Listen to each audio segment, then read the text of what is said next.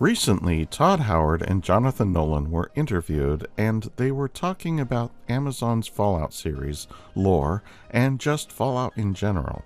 There is a lot to cover, so I will go over the questions and responses one by one and give my overall thoughts after the IGN interview.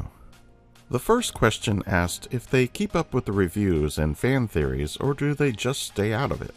I mean, I keep up with it. It's hard not to read all that stuff, and everybody's loving the show. So when you're getting all this great feedback, it's pretty much, it's a lot of fuel. All the credit to Jonah, Graham, Geneva, everyone who worked on the show. It just turned out, we're so happy. You want to it's always gratifying when people are enjoying something. That's really exciting. But I think you have to be a little careful, because if you read too much, it can even subconsciously start to steer the ship a little bit in different directions. So I think I've dipped a toe in it, and everyone seems to be excited, which is great. That's very gratifying. So of course they both pay some attention to the reviews. This is not new. What is cool though is that the overall sentiment is that the show is fantastic and fun to watch. The other side bit is that the Fallout games have seen a massive surge in player count. Every single Fallout game has jumped in player count, even the original games. I love that the franchise has new players thanks to the success of the show. Nolan was then asked about when he started playing Fallout. I started Fallout 3 shortly after it was released, which I think is 2008. I wouldn't feel good about putting a number on exactly how many hours I played that game. Short, sweet, and to the point. Todd was then asked if there was any certain details in the pitch for the series that helped him say yes to making the show. Well, when we first talked, I was such a fan of the work that he had done both in the movies and in television with Westworld.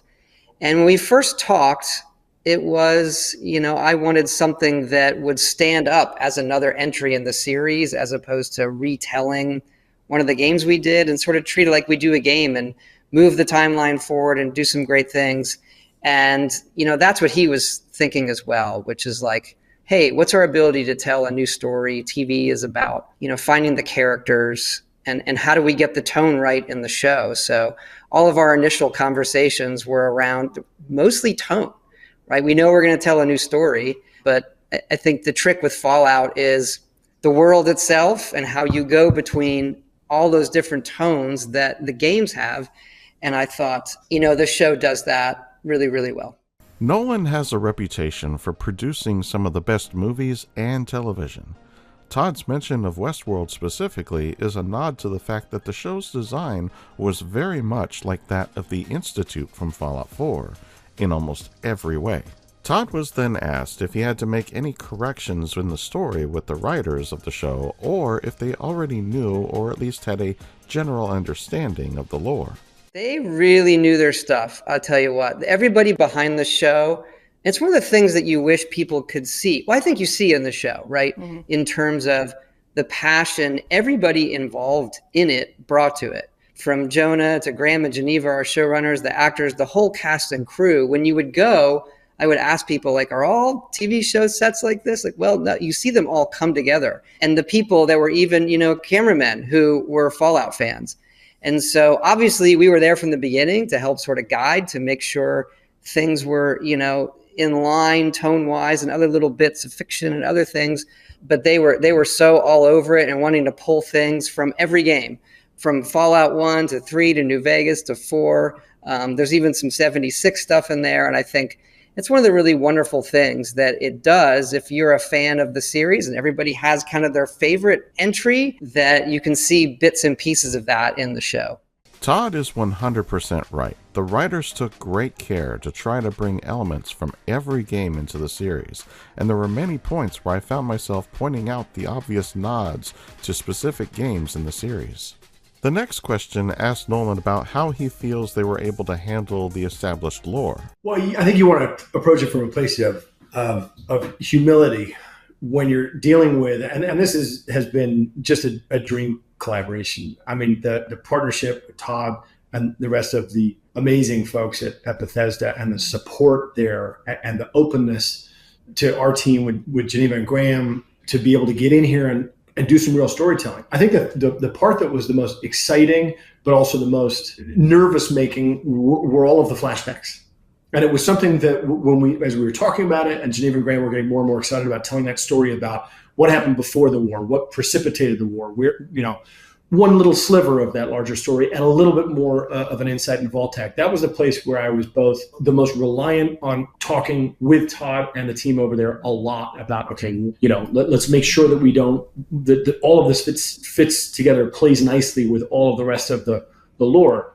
But the ability for the show, which is something a show you say, why even make a show out of a game? The game has so much flexibility. They're so big. They're so epic. There's so many choices you can make, and you're removing a lot of that openness with the series. But the series can do things like flashbacks that are a little more challenging with the game. So that world before the war, which is so distinct, so satirical, so it's so much of the flavor of these games, and the ability to play in that, I think, was incredibly exciting to us.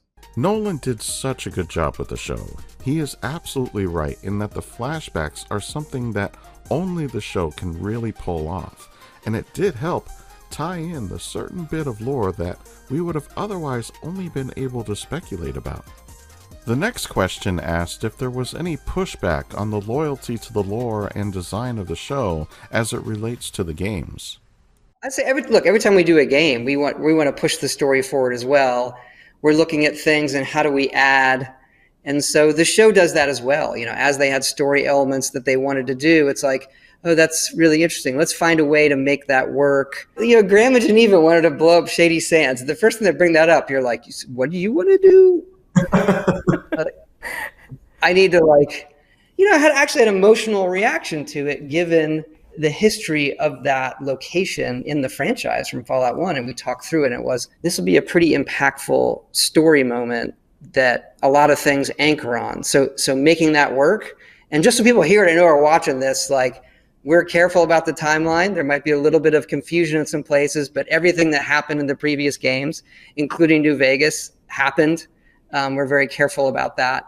And so when they brought that up, threading that needle to make sure that was a moment that landed in the show that also moved things forward in terms of what's going to be happening in the world of Fallout.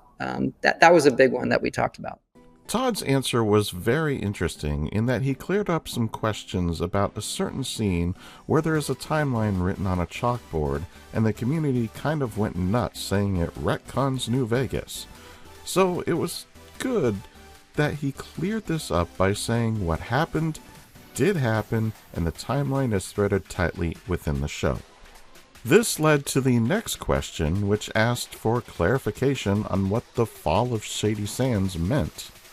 I could say is we're threading it tight there, but the bomb falls just after the events of New Vegas. That's when Shady Sands blows. So basically the fall of Shady Sands, it doesn't mean a nuke necessarily. Correct. So the fall of Shady Sands really means that the NCR was in decline by this point, and that is stated in New Vegas many times over.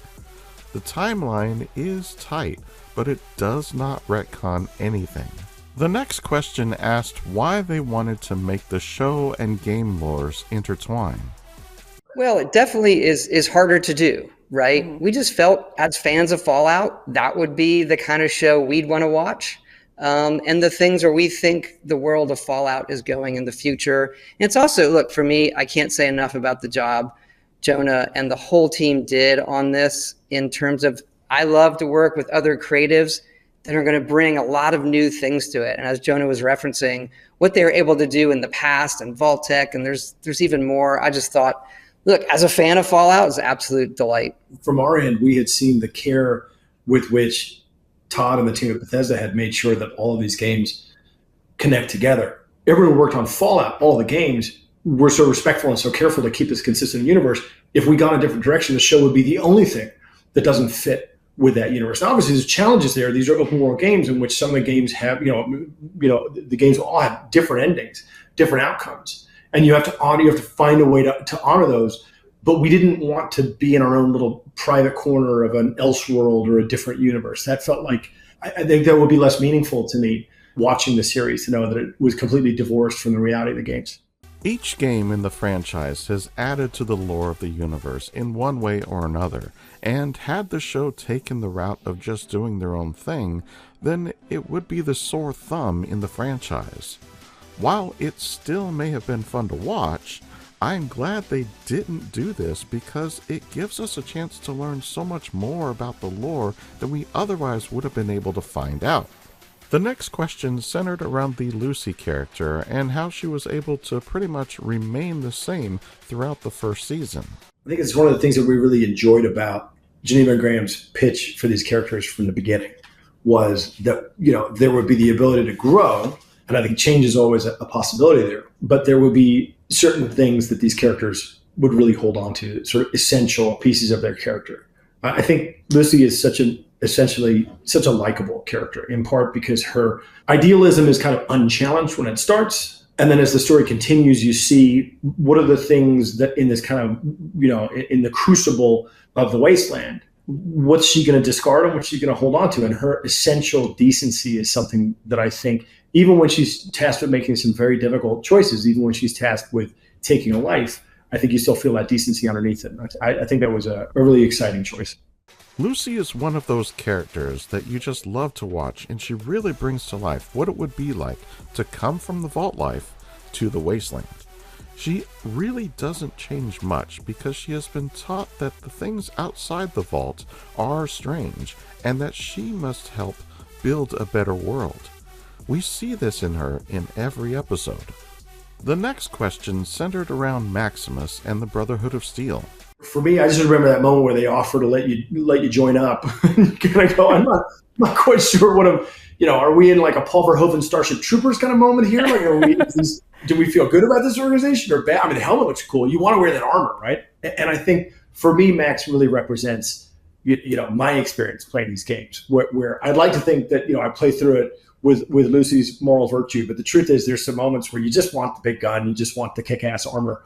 And you're trying to figure out how much you're willing to morally compromise yourself. I think Aaron Moten just did such an incredible job of portraying that neutrality, that kind of, that ambiguity of which way he's going to go. And that's how it should be. Look, you see these guys when the airship comes and they come walking out, it's just like, it's completely badass. I mean, there's no other word to be like, I want to be post-apocalyptic Iron Man tank. And then, how compromised morally am I going to be? Who are they out for? And I really love a lot of the scenes where, them teaching technology or how they treat squires. The thing I definitely want to borrow is I love the solve for how all of these weapons are carried around with the giant golf bag. So if I had like a wish, you'd see that in the game like 76 really soon. But there's so many great parts about the Brotherhood of Steel in terms of what the wasteland can mean. And so I think Max often is the player. Like, would I have done that? Is he making the right choices? So, and I think Aaron pulls it off great. Maximus is that straight shooter type who tries to thread the needle between right and wrong down the middle. I also think he and Lucy have a true bond there, and it will be interesting to see how that plays out. The next question was centered on Cooper Howard and how the character was created. We had conversations with Graham and Geneva and Todd talking about that lore and backing into it.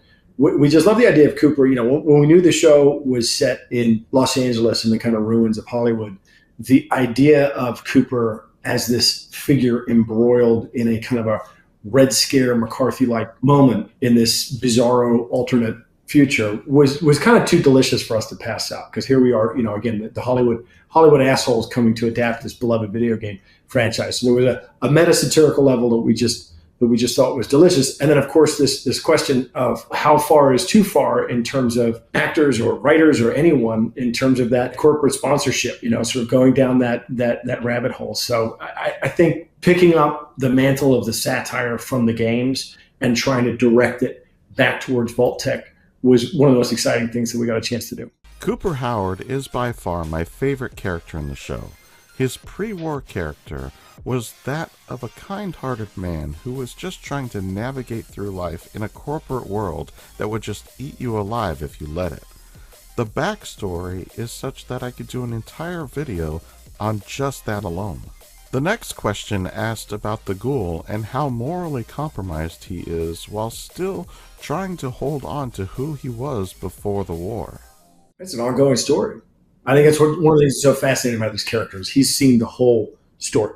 And you so seldom get a chance to write a character with this kind of span where, in flashbacks, you're looking at someone who I think from the first frame you understand is decent. He makes some mistakes and he's certainly got, he learns some things along the way. But I think we understand from his first interactions with his daughter, this is an inherently decent person. And then we see what the rack of time has done to him. And it creates this chasm between who he was and who he is. And I think it's just a fascinating thing for the show to explore. I think by the time you get to the end of the season, you understand this is a person who's capable of evil, capable of ruthlessness, has seen enough life come and go that life is truly cheap to him. But I think there is still a question of what drives this, what is driving this person, what has been driving this person for these hundreds of years. I can't wait to learn more about this character. He has been around for a very long time, and so he has seen the world for what it was and come to learn what it is now.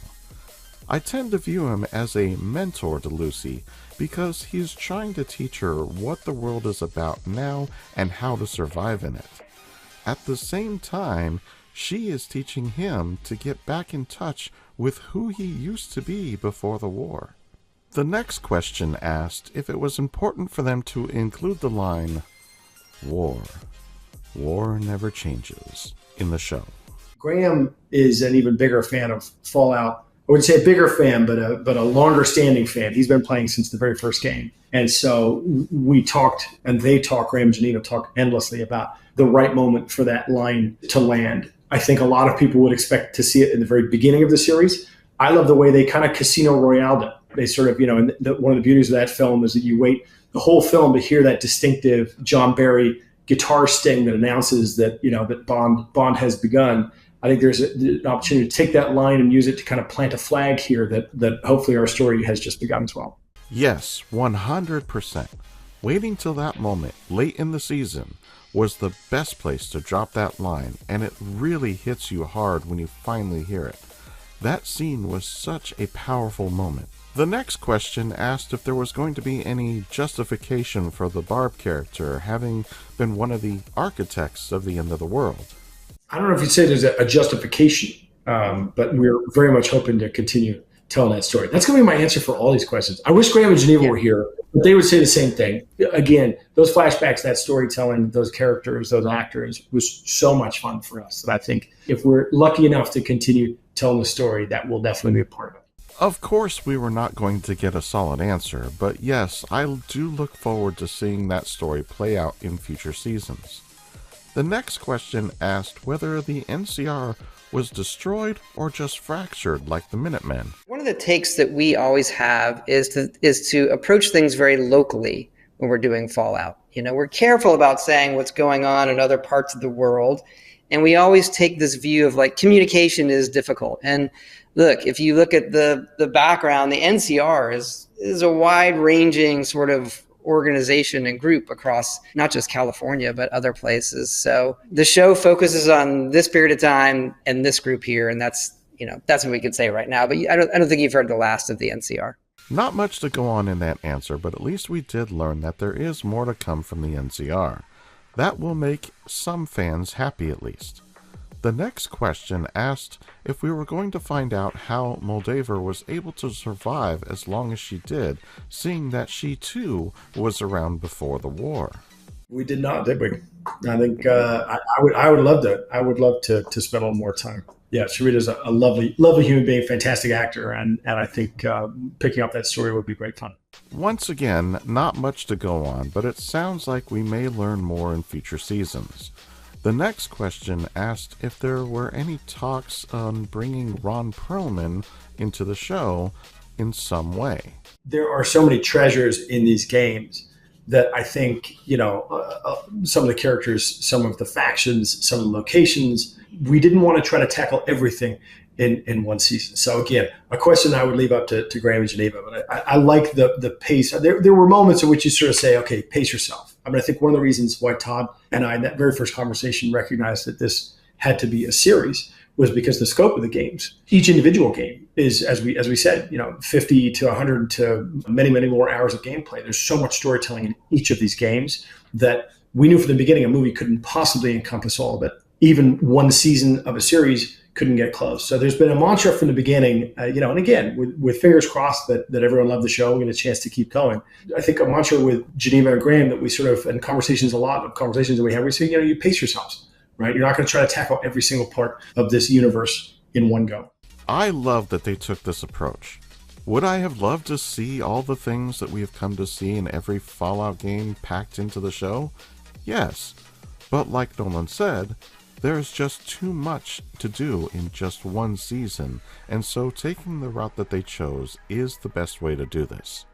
The next question asked Todd if the plan of making The Elder Scrolls 6 and then Fallout 5 was still the plan, or could that change based on the popularity of the show? I'm going to avoid putting dates on anything. I've learned that the hard way. So obviously, our focus as far as new development right now is Elder Scrolls 6, but that doesn't mean that we're not making plans for other things. We're still doing a lot of work, obviously, on Fallout 76, and we see the community, so many people going into that game and kind of rediscovering it, and just so happy with where that game is at. And it really does, and I mean, this has one of the best communities in all of gaming. Like, surprisingly, it's like a very, very nice apocalypse, and we're doing a lot of Starfield work as well. So we have some really good updates that are, going to get announced soon for that game. So a lot going on here. So as he does, in total Todd Howard fashion, he really just danced around the question.